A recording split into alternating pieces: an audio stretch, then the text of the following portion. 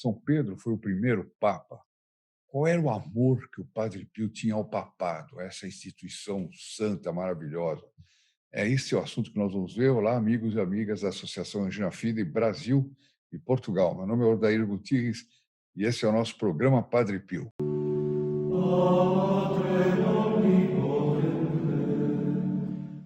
Não esqueçam de ligar para a nossa central e, pedir você que é filho protegido do Padre Pio, hein?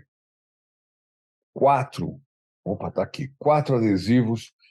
Basta você pedir que nós lhe mandamos esses 4 adesivos. Eu já expliquei por que nós estamos mandando adesivos para você colocar no automóvel, colocar na bolsa de escola das crianças, no quarto, na, na, na janela, enfim, todos eles estão bentos. Então, quem for filho protegido do Padre Pio, porque eu tenho poucos, podem telefonar para a nossa central e solicitar os 4 adesivos, tá bom?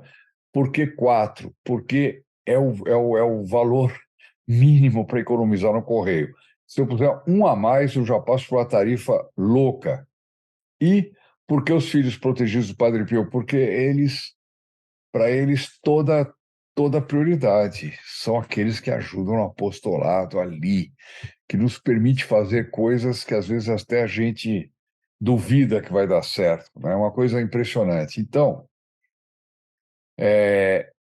para os que não são filhos protegidos do Padre Pio, pode ligar para pedir o livrinho que nós estamos distribuindo, esse livrinho ainda espetacular aqui que nós estamos distribuindo, né? E já aproveita para pedir o adesivo.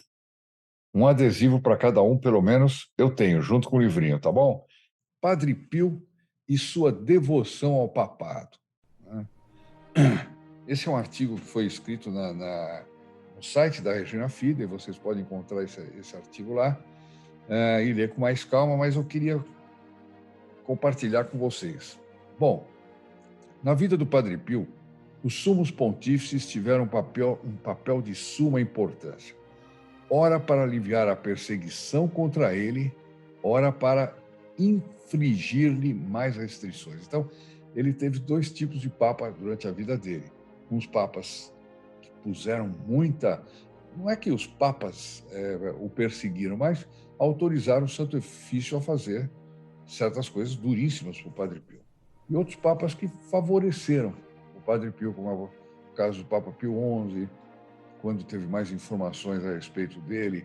Depois o Papa Paulo VI também favoreceu algumas coisas, mas foi dura a vida dele, foi muito dura.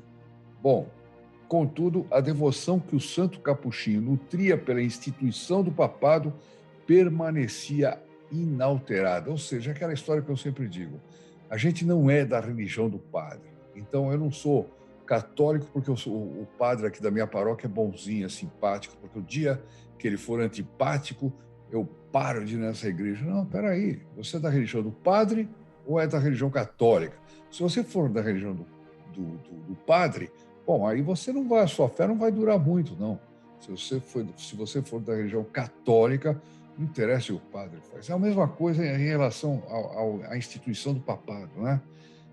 A história já teve papas santos e a história já teve papas péssimos. Se a gente for ver a respeito dos papas da Renascença, etc., tem coisas tremendas. Mas eram papas, né? E, portanto, estava preservada a instituição do papado, né? Então, ele tinha... Para ele não interessava se ali estava um papa que perseguia ele ou que favorecia as coisas para ele. Ele tinha uma verdadeira devoção pela instituição que permanecia inalterada, independente dos fatos ou de quem ocupasse o trono papal. Durante toda a sua vida religiosa, Padre Pio manteve na sua cela um retrato do Papa reinante, renovando continuamente as suas orações por ele. Não era para ele, mas era por ele, né? Porque para ele é só depois que está morto que a gente reza. Mas quando a pessoa está viva, você reza por ele, né? Durante outro fato que demonstrava ainda mais esse seu fervor foi a carta endereçada ao Papa Paulo VI, reiterando o seu apoio no momento em que o mundo e o clero se colocavam contra o Papa. Eu me lembro desse momento, era muito novinho, mas foi quando o Papa publicou a encíclica Humani Vitae, que foi uma mudança radical nos costumes, né? Radical. Quer dizer, os costumes não mudaram tanto, mas a igreja marcou posição e disse claramente o que achava, o que pensava da questão do controle da natalidade, os métodos artificiais, etc, etc. E foi uma briga fantástica, divisão para todo lado. Se hoje tem divisões, vocês viram recentemente na Alemanha o que aconteceu, etc. Imagina naquela época. O Padre Pio, naquele momento em que todos estavam bombardeando Paulo VI, ele mandou uma carta dando apoio dele para a Humani Vitae. Olha, interessante isso aí, hein? Guardem isso. Qualquer dia nós vamos conversar sobre isso. Eu vou fazer qualquer dia uma entrevista com uma médica, amiga nossa, que assiste sempre o nosso canal e que, inclusive, ela já foi instrumento de um milagre do Padre Pio. Eu vou ver se consigo. Ela é muito pouco, ela não gosta muito de aparecer, mas vou ver se consigo. E ela vai falar um pouquinho para nós a respeito do Humani Vitae, que é muito, muito interessante. Eu assisti uma conferência dela, é impressionante. Bom, mas algo pouco comentado é a semelhança entre alguns fatos na vida do Padre Pio como a de São Pedro, o primeiro Papa. Então, há alguns fatos semelhantes, né, entre Padre Pio e São Pedro. Eu me lembro que no dia de São Pedro, por exemplo, era uma tradição, a gente fazia uma grande fogueira nos jardins, etc. Nas famílias católicas se queimavam livros, revistas imorais, livros comunistas, protestantes, etc. Se jogava lá para fazer fogo, né? Que era uma forma de mostrar a adesão a São Pedro, ao primeiro Papa, à Igreja Católica. Era um costume que foi desaparecendo, mas eu ainda peguei restos desse costume, né? Bom, onde é que eu parei? Então, sobre a semelhança, especialmente no relato. Então, o que eles foram muito parecidos? Especialmente no relato da prisão do apóstolo, né, que está em Atos dos Apóstolos 12, 5 a 11. Então, Pedro, então eu vou ler aqui o que fala a respeito do que fala os Atos dos Apóstolos, certo? Pedro estava assim encerrado na prisão, mas a igreja orava sem cessar por ele a Deus.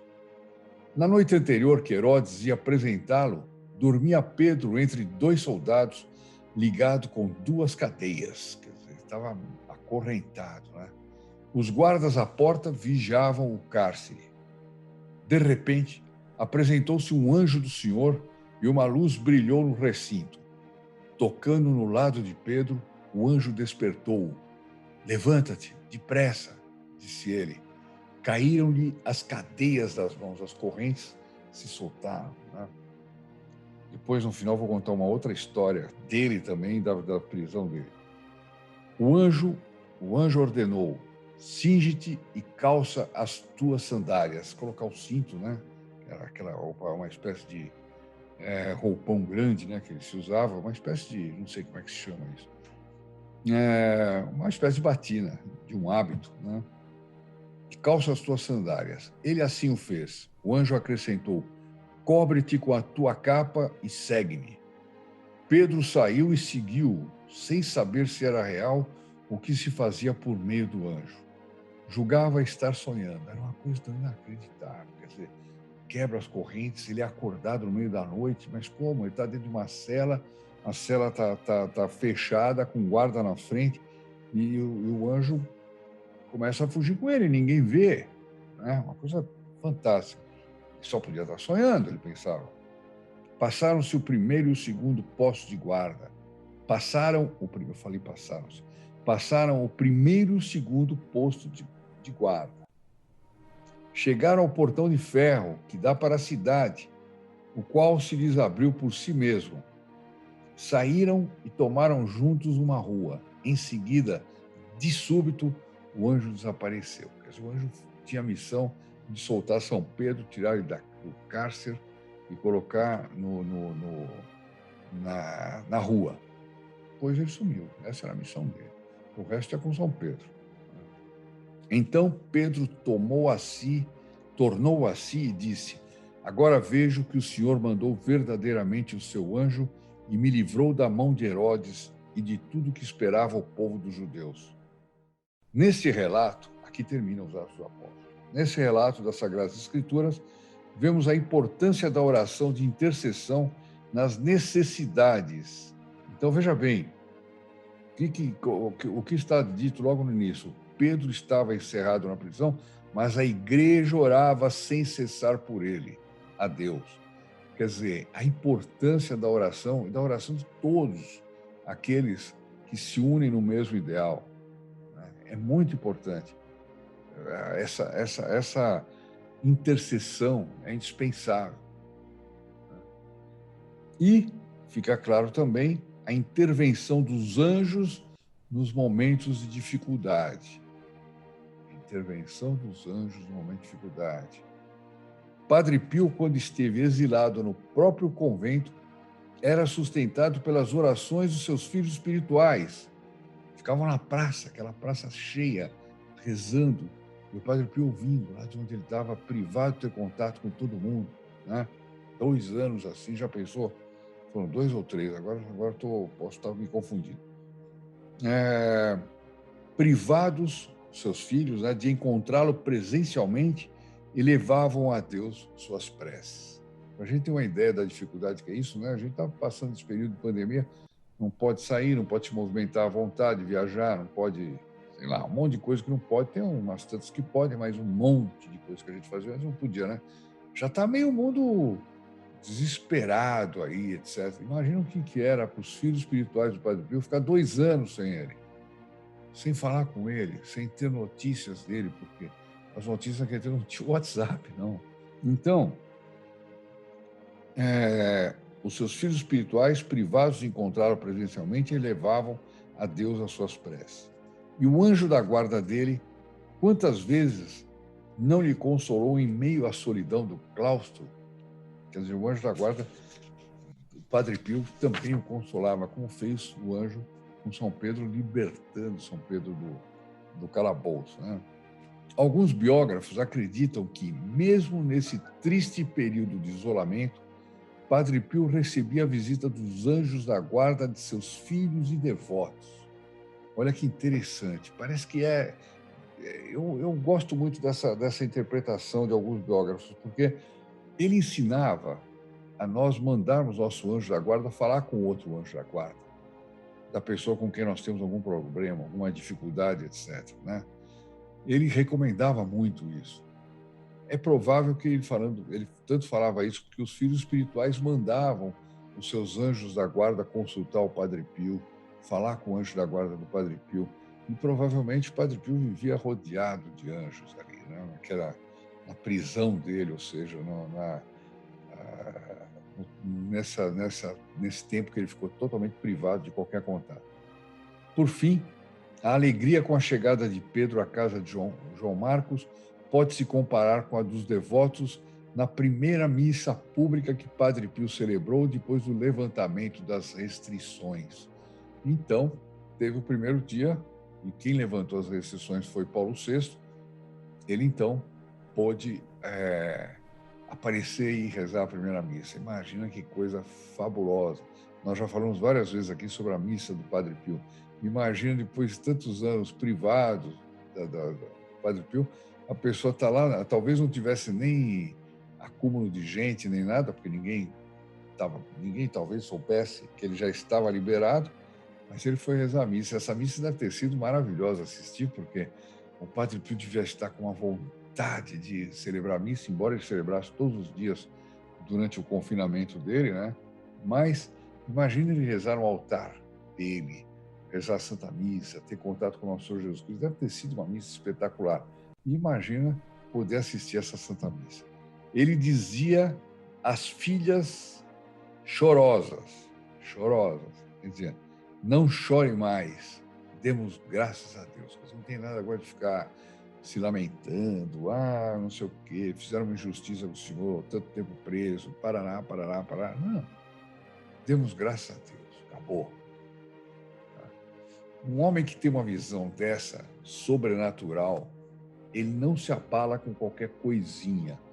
Porque a nossa distância entre nós e o céu é tão grande que as coisas que acontecem na Terra são coisinhas perto dos grandes acontecimentos do céu. E é lá que as coisas se dão. É no céu que se decide o que acontece, que se decide o que acontece aqui na Terra, né? De maneira que nós deveríamos ter muito mais isso presente no nosso dia a dia. Bom, tá aí a história. Bom, pessoal, quem gostou desse vídeo, não deixe de dar seu like, que é muito importante para que a gente possa continuar o nosso apostolado. Compartilhe para você poder entrar na missa da próxima quinta-feira. Toda quinta-feira, quem é filho protegido do Padre Pio tem uma missa semanal e mais uma missa mensal no dia 23 de cada mês. Resultado. E nos dias de algumas festas especiais. Quem é filho protegido do Padre Pio tem 72 missas por ano, não é brincadeira. Por isso que você está aí perdendo, está na dúvida. Não fique em dúvida. Se amanhã, mas se amanhã eu não puder? Se amanhã não puder, você suspende. Mas começa. Você vai ver que o Padre Pio vai dar graça para você continuar. Não tem conversa, né? E, se você não é filho protegido do Padre Pio, o jeito de entrar nas intenções dessa próxima missa, não de todas, evidentemente, é compartilhando este vídeo, outro vídeo qualquer, com vários amigos e inimigos também, onde todos eles serão incluídos nas intenções dessa missa. E você também, claro. Bom, eu me despeço e recomendo que vocês leiam, assistam um vídeo sobre tudo isso que eu falei e tal, sobre o relacionamento do Padre Pio com o Papa, etc. É a carta secreta que Padre Pio enviou ao Papa. É bem interessante.